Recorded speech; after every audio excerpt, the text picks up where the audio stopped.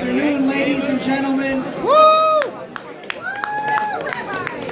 I hope you're all enjoying the amazing lunch amongst your many adventures here on day 3 of Land and Spirit. My name is Rabbi Fishel Zaklos. My wife Etty and I and our son Mendel are very proud to be here with a very enthusiastic delegation of our Chabad community back home in Naples, Florida. I was asked to share some remarks as well as serve as the MC for today's lunch. So first and foremost, let's give a big round of applause to our hosts.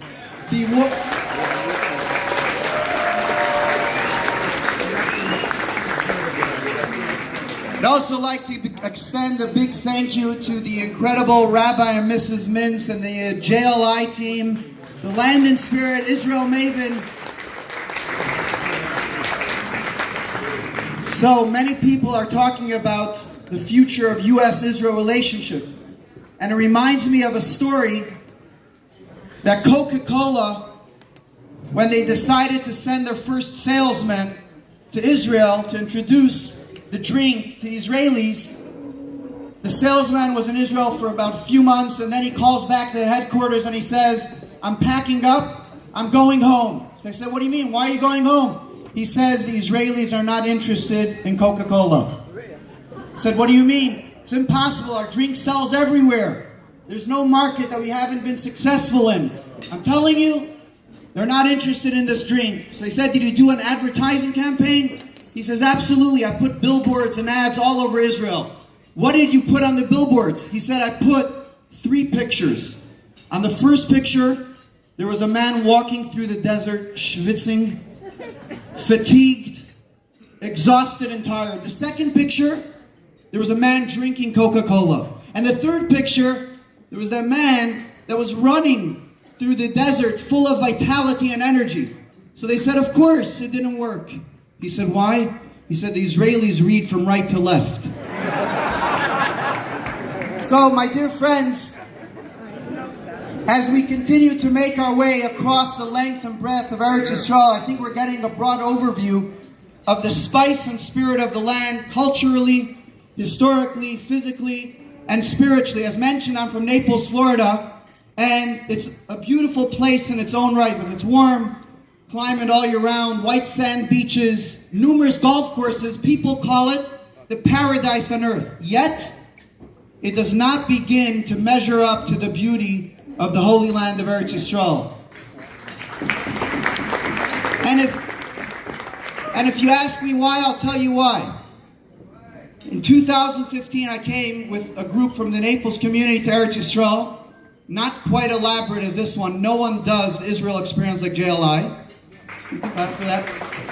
And as we were traveling through a particularly scenic part of the country, our tour guide, this proud Sabra, turns to us and says, "I know you have beautiful scenery in Florida. Aval," he says, and he's waving his arm across the landscape before us, and he says, "Zeh shelanu. This is our land. This is not just any land. This land is our land.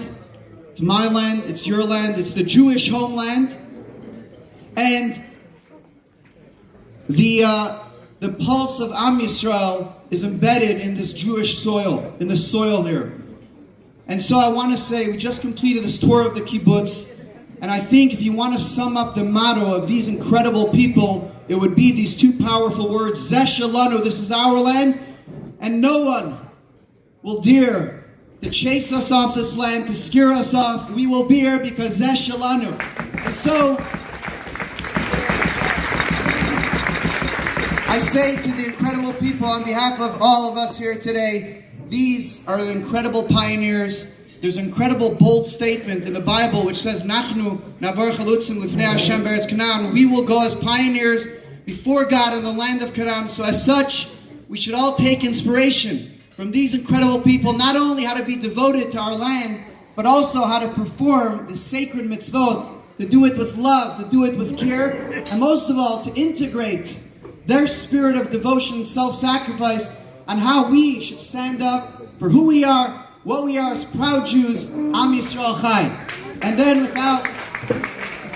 It is my pleasure to introduce our amazing speaker today, Esther Marcus and her husband Stevie are Olim from Great Britain, who have been living in Alumim with their children since a long time. An author, social worker, and art and video therapist, Esther runs a local treatment center that helps families cope with trauma of their precarious situation. She also